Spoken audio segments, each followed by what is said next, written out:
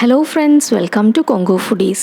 இன்றைக்கி நம்ம கம்பு சேமியா நல்லா உதிரியாக நல்லா சாஃப்டாக எப்படி செய்கிறதுன்னு பார்க்கலாங்க. உங்களுக்கு இந்த சேமியாவை பார்த்தாவே தெரியும், நல்லா சாஃப்டாக இருக்குது, அதே சமயம் நல்லா உதிரியாகவும் இருக்குது. இதை எப்படி செய்கிறதுன்னு இப்போ பார்க்கலாம். நான் இன்றைக்கி 200 கிராம் பேக்கெட் கம்பு சேமியா எடுத்திருக்கேன். ஒரு அகலமான பவுலில் தண்ணி எடுத்துக்கலாங்க. அதில் கொஞ்சமாக உப்பு சேர்த்திக்கலாம். நான் ஒரு அரை ஸ்பூன் அளவுக்கு உப்பு சேர்த்துறேன். இப்போ இந்த கம்பு சேமியாவை நம்ம இதில் போட்டுடலாம்.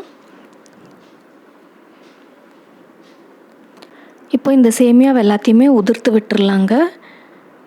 கட்டியாக இருக்கிற எல்லா சேமியாவையுமே நல்லா உதிர்த்து விட்டுடலாம். இப்போ உதிர்த்து விட்டதுக்கப்புறமா இதை ஒரு 2 நிமிஷத்துக்கு ஊற விட்டுடலாம். இது ரொம்ப நேரம் ஊற விடக்கூடாதுங்க, 2 நிமிஷம் ஊற விட்டால் போதும். 2 நிமிஷத்துக்கு அப்புறமா நம்ம சேமியாவை எடுத்து பார்க்கும்போது அந்த கிறிஸ்பினஸ் போய் நல்லா சாஃப்டாக இருக்கணுங்க. அந்த மாதிரி இருக்கும்போது நம்ம தண்ணியை வடித்து எடுத்துடலாம். தண்ணியை கம்ப்ளீட்டாக வடித்து எடுத்துகிட்டு இதை ஒரு 5லேருந்து 10 நிமிஷத்துக்கு ஊற விட்டுடலாங்க. அப்போ தான் இருக்கிற தண்ணி எல்லாமே அப்சார்ப் பண்ணி இது நல்லா ட்ரையாக இருக்கும், அதே சமயம் நல்லா சாஃப்டாகவும் இருக்குங்க. இப்போவும் ஏதாவது கட்டியாக இருந்துச்சுன்னா உதிர்த்து விட்டுடலாம். இப்போ இந்த சேமியாவை நான் இட்லி பிளேட்டுக்கு ட்ரான்ஸ்ஃபர் பண்ணிட்டேன். இட்லி பாத்திரத்தில் தண்ணி நல்லா கொதிச்சிட்ருக்கு.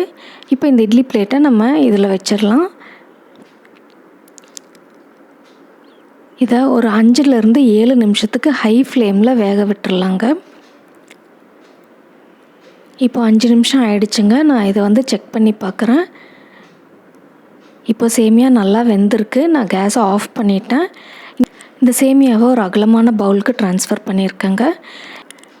இந்த இட்லி துணி மேலே லேசாக தண்ணி தெளிச்சிட்டு அதுக்கப்புறமா எடுக்கும்போது இந்த சேமியா இட்லி துணியில் ஒட்டாமல் நல்லா வரும். இப்போ சேமியாவை வேக வச்சாச்சு. இதை எப்படி தாளிக்கிறதுன்னு பார்க்கலாங்க.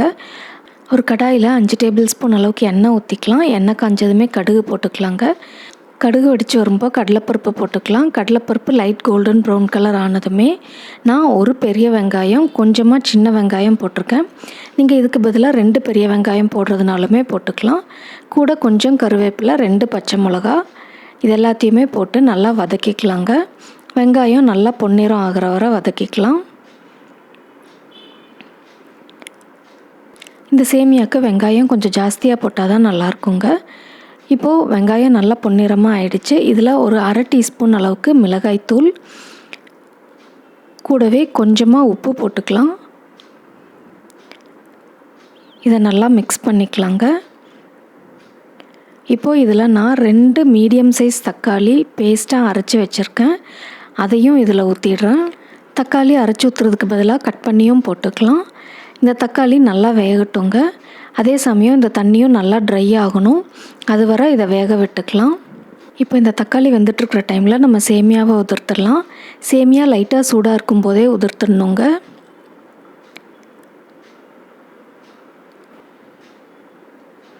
இது கொஞ்சம் ஆறிடுச்சுன்னா நல்லா உதிரி ஆகாதுங்க. அதனால் கொஞ்சம் சூடாக இருக்கும்போதே நம்ம இதை உதிர்த்து விட்டுடலாம். இப்போ நல்லா உதிரியாக ஆயிடுச்சு. தக்காளியும் நல்லா வெந்துருச்சு.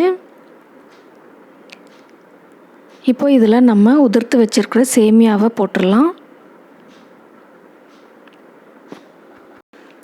இது கூட சேமியாவுக்கு தேவையான அளவு உப்பு 1 ஸ்பூன் போடுறேங்க. இது எல்லாத்தையுமே நல்லா மிக்ஸ் பண்ணிடலாம். அந்த கிரேவியோட சேமியா நல்லா மிக்ஸ் ஆகணும்.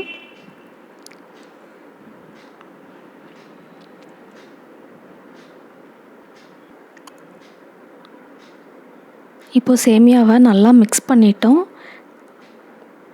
இதை ஒரு 2 நிமிஷத்துக்கு லோ ஃப்ளேமில் வேக விட்டுக்கலாங்க. 2 நிமிஷத்துக்கு அப்புறமா நல்லா மிக்ஸ் பண்ணி எடுத்துகிட்டு நம்ம கேஸை ஆஃப் பண்ணிடலாம். நல்லா உதிரியான அதே சமயம் நல்லா சாஃப்டான டேஸ்டான கம்பு சேமியா ரெடி ஆயிடுச்சுங்க. கம்பு சேமியா இந்த மாதிரி செஞ்சு கொடுத்தா எல்லாருமே விரும்பி சாப்பிடுவாங்க. இந்த சேமியாவை செஞ்சு பாருங்கள். செஞ்சு பார்த்துட்டு உங்களோட சஜஷன்ஸ் சொல்லுங்கள். உங்களுக்கு இந்த வீடியோ பிடிச்சிருந்துச்சுன்னா லைக் பண்ணுங்கள், ஷேர் பண்ணுங்கள், கமெண்ட் பண்ணுங்கள்.